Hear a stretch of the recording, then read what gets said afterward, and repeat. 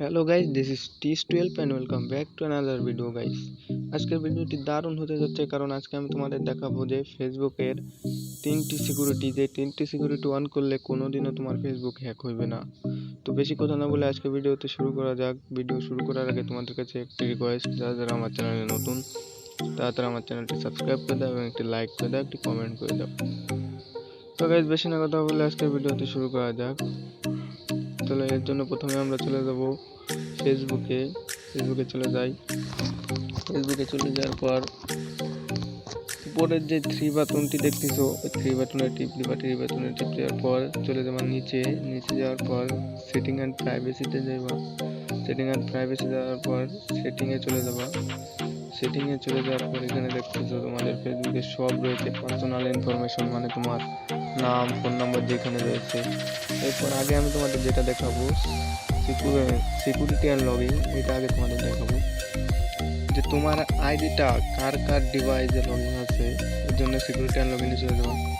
দেখো গাইস, আমার আইডি কিন্তু কোনো ফোনে লগইন নাই, শুধু আমার ফোনে ইনফিনিক্স হট 9 প্লে আমার ফোনে লগইন আছে। যদি লগইন থাকে তাহলে তোমরা থ্রি বাটনে টিপ দেবা, এখান থেকে লগ আউট করে দেবা।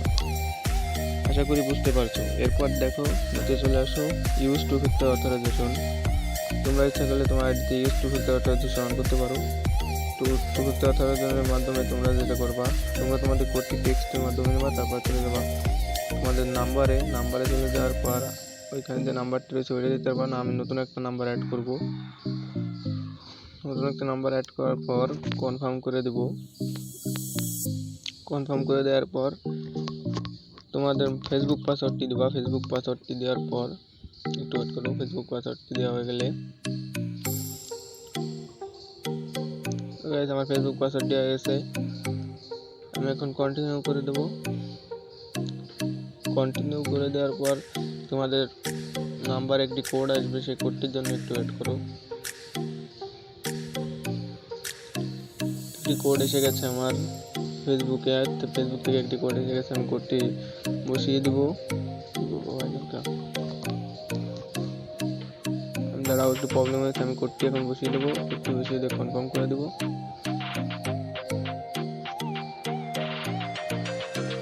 কনফার্ম সম্ভবত হয়ে যাবে।